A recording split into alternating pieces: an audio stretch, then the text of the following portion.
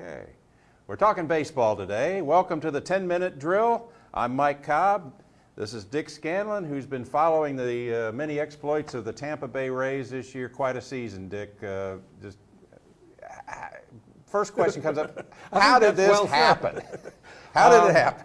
The Rays are in the playoffs. I can say how it happened was pitching and defense, but the fact that it happened, I don't think anybody who says they saw it coming is, I think, kind of revisionist, because the idea that they would win something like 95 or 96 games, anybody who says they predicted that, I think, would be kind of pulling your leg. I thought I was generous beginning of the year picking 81 wins. I thought, okay, that's pretty generous. I thought it was possible. That was generous. Yeah. I mean, they've never had a winning. They've never even come close to a winning season. 81 wins is a 500 season. They've never won 71. That's pretty optimistic. Yeah. Right. They never won 71 games. Right. So, yeah, here they are at 90. I think as we're sitting here talking, they're at 92 wins. Slight lead still in the AL East. That's going to be the big thing to follow for the rest of the week. Do you think they'll win the division or not? Well, yes. Right now, I do. I think they, if they go 4-4 this week, I think then the Red Sox have to go 6-1 to win the division. And if they do that, hats off to them.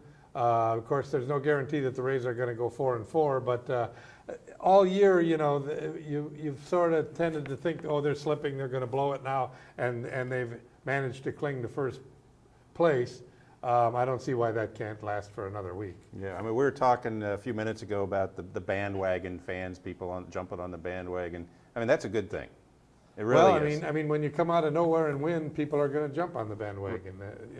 That's part of what you're trying to accomplish. Right. Yeah, you're wanting to draw people in. You want people to jump on the bandwagon, and then you try and keep them there and make them fans. Right. The Rays took a lot of heat, though, and I think unfairly, for not having the sellout during Boston, having people slow to come there. I know you were one of them that kind of took that road and criticize the team a little bit, criticize the team? Not the team, the fans. The fan base. Sorry, yeah, criticize. Got on the fans a little bit for not supporting, not embracing this team. Yeah.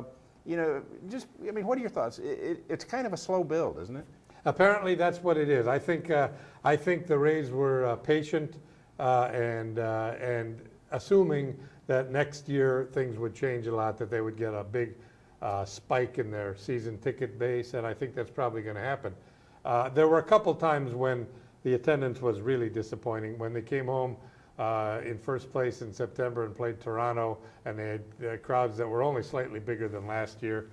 I thought that was a little disappointing, and I was also surprised that they didn't absolutely sell out every game of the 3-game Red Sox series last week. But like you said, Mike, I think it's something that's kind of catching on, and it'll probably next year will be a big telltale Fans sign. have never had a history with this team to go back to. Like when Boston had some lean years, they still had some good years to go back to, and there's generations there. The Rays don't have it. They're making their history right now. They're making their traditions right now.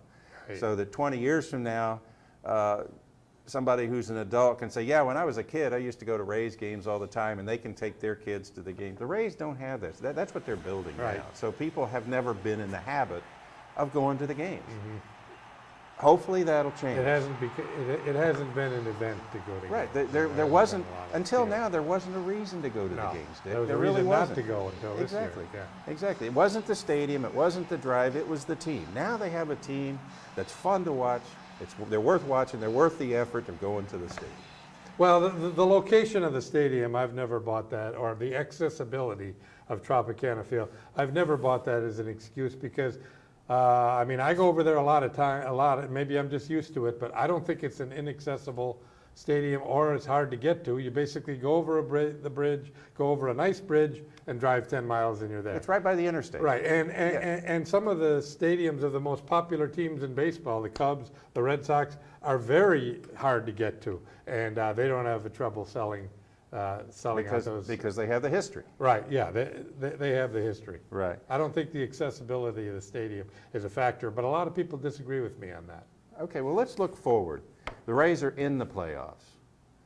Can they win it all? Well, once they're a World Series championship caliber team. On paper, no. But if this season was played on paper, it would have been like last season. It would have been over a long time ago. But I think the thing about the baseball playoffs, Mike, is if you get in, anything can happen. If you have two hot pitchers, you get hits at the right time.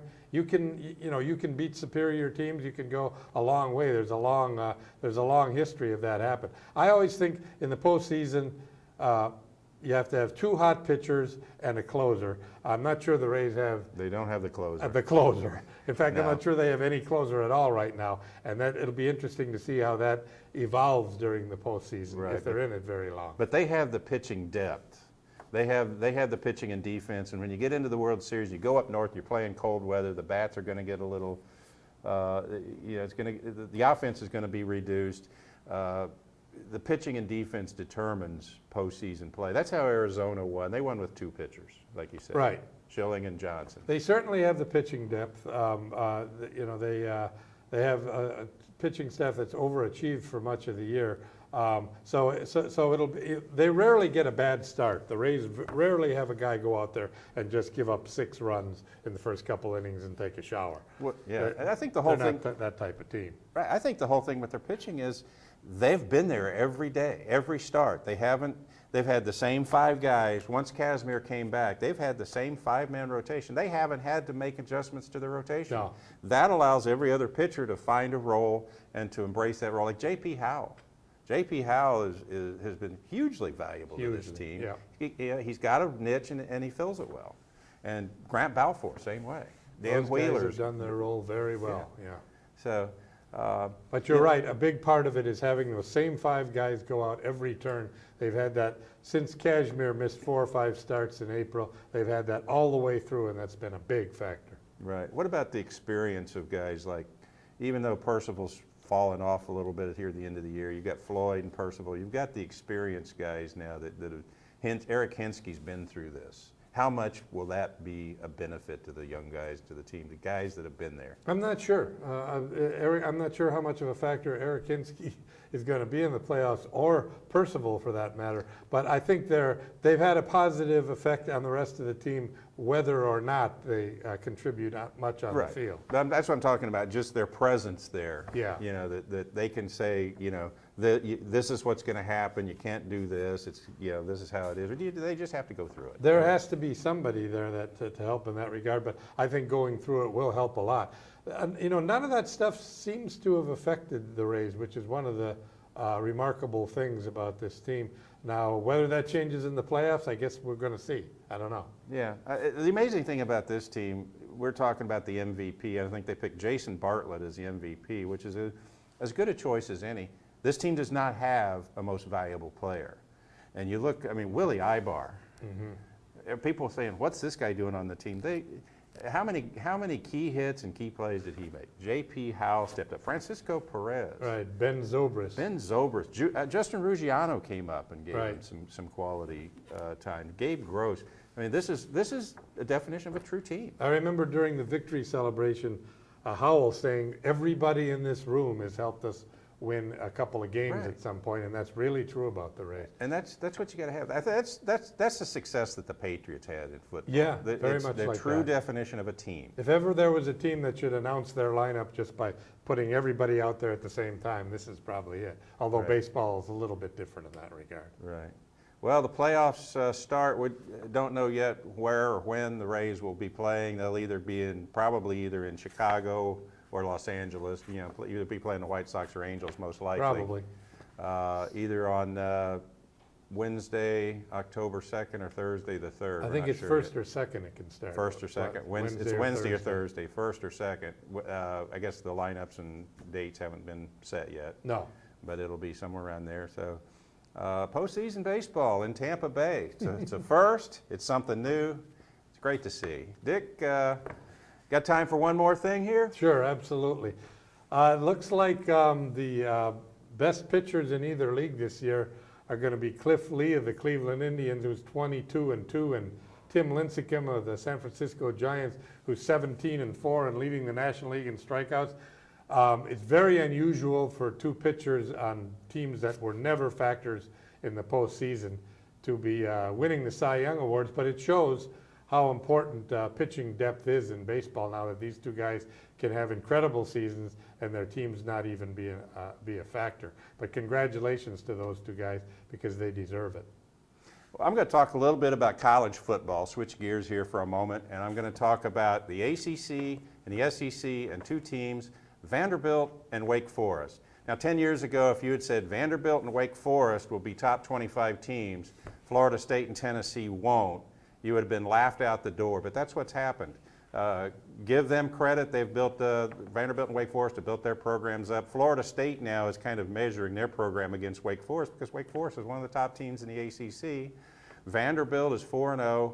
They're one of the 6 SEC teams ranked, and Tennessee didn't get a vote this week. So that's how the landscape has changed in college football. It's kind of fun to see some new blood in there and some new teams rising up. So it should be for an interesting year, make for an interesting year in college football this season.